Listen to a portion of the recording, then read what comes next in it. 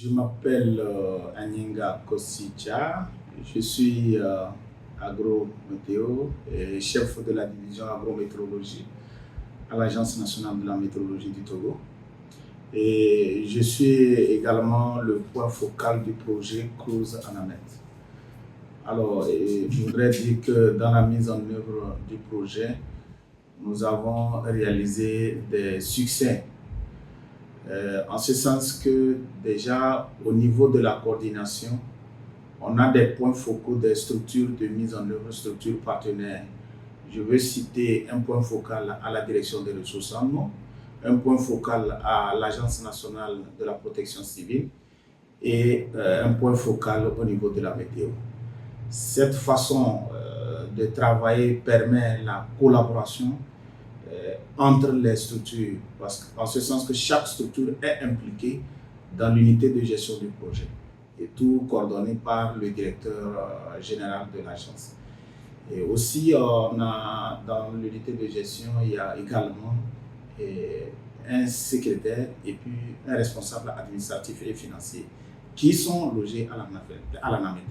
Et ça permet donc de travailler au-delà de nos travaux administratifs, de travailler sur le projet sans trop de contraintes.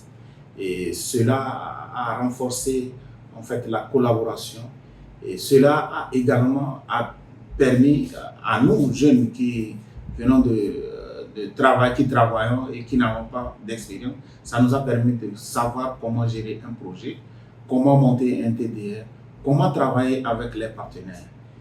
Aussi, dans le cadre donc, ça veut dire que le projet nous a aidé à renforcer nos capacités. Le projet a aidé aussi à former un ingénieur agrométéo qui est revenu et qui a renforcé l'équipe. Aussi, dans le cadre de l'amélioration des produits et informations, le projet nous a aidé à fiabiliser nos données, à fiabiliser les informations que nous produisons.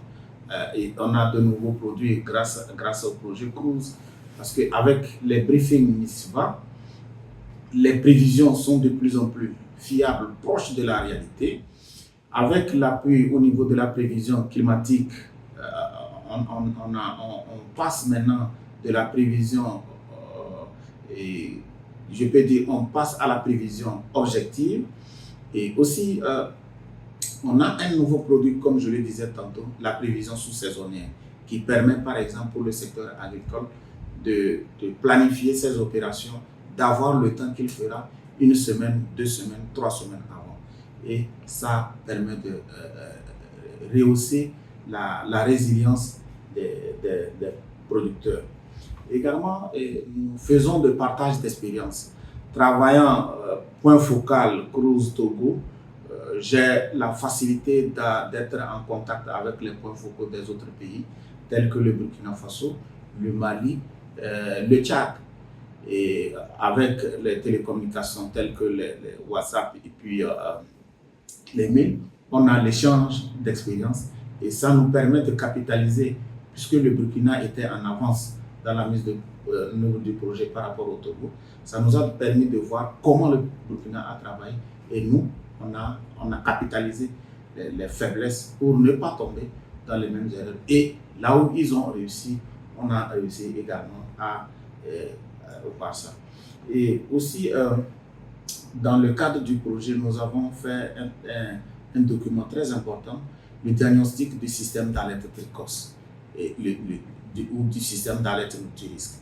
Et ça nous a permis d'avoir une idée claire sur le réseau, donc la connaissance du risque, sur les types de prévisions, sur les réponses, sur les communications. Et les 4 piliers du système d'alerte précoce, nous savons quelles sont les faiblesses. Et dans la mise en œuvre d'autres projets, ça permettra de voir les besoins et recommandations faites dans le cadre de ce diagnostic-là, d'opérationnaliser ou de mettre en œuvre les activités qui ont été proposées pour renforcer le système d'alerte précoce au niveau national.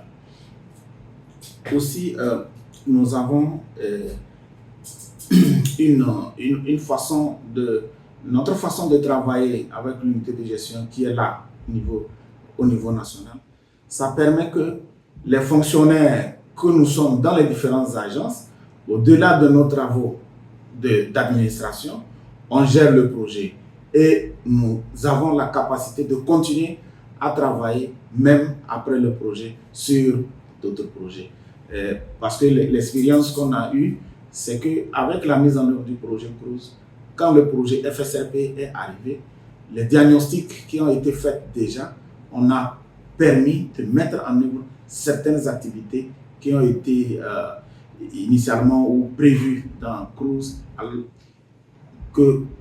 disons qu'on a mis en œuvre dans le FSRP. Et nous avons appuyé avec l'expertise qu'on a. Les collègues qui travaillent sur le projet FSRP a également allé dans le même sens que nous. Aussi, je crois que nous allons capitaliser cette expérience-là dans la mise en œuvre de plusieurs projets à venir, tels que le projet de JCF. Voilà sommairement ce que je peux dire par rapport à la mise en œuvre du projet CROUS Togo. Et c'est vrai, il y a des activités qui ont été amorcées, mais par faute de temps ou de moyens, nous avons besoin qu'on prolonge un peu la durée du projet pour qu'on puisse mettre en œuvre les actions qui ont été identifiées et qui n'ont pas été mises en œuvre.